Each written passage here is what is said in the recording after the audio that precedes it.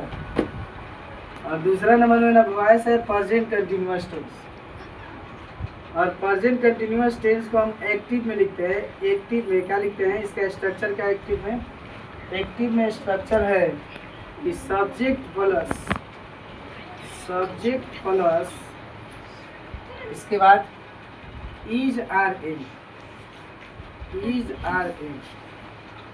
उसके बाद क्या है, भी प्लस आई एन जी,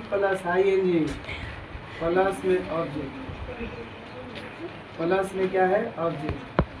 ये मेरा हो गया एक्टिव का।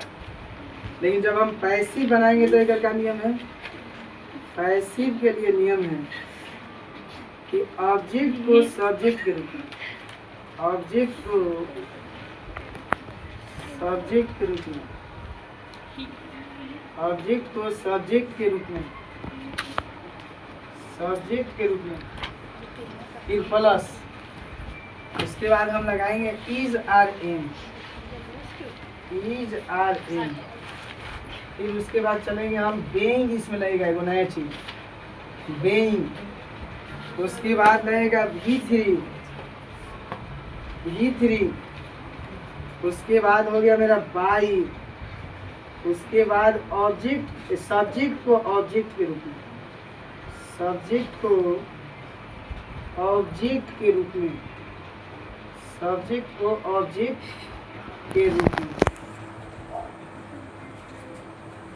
आप ध्यान देना, सबसे पहले हम एगो एग्जाम्पल देते हैं।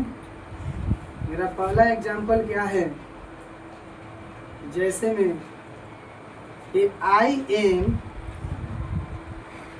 एम टीचिंग यू,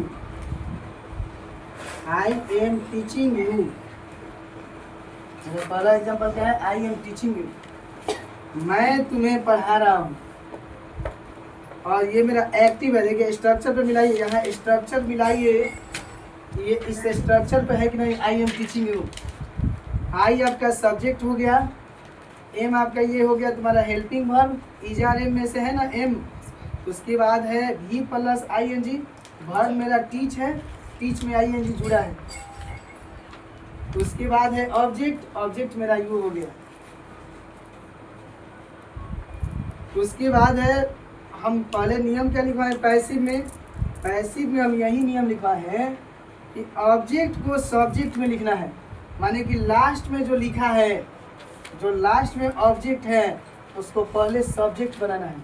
हम सबसे पहले लिख दिए यू, क्योंकि हम आपको पढ़ा चुके हैं पहले कि जैसे कि देख लीजिए यहाँ पे आई बदलता है मी में, आई बदलता है मी में, यू बदलता है यू में ही बदलता है, यू का यू ही हो जाता है।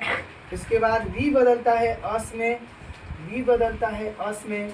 उसके बाद दे बदलता है दे में, दे बदल गया आपका दे में बदलेगा।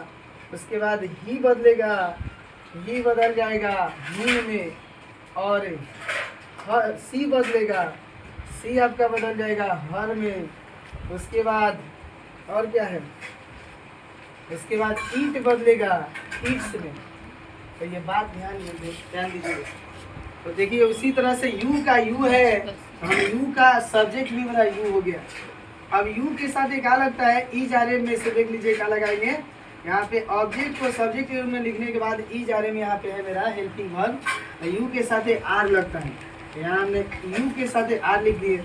उसके बाद हमको देना है बेइंग, हमने बेइंग लगा दिया BEING।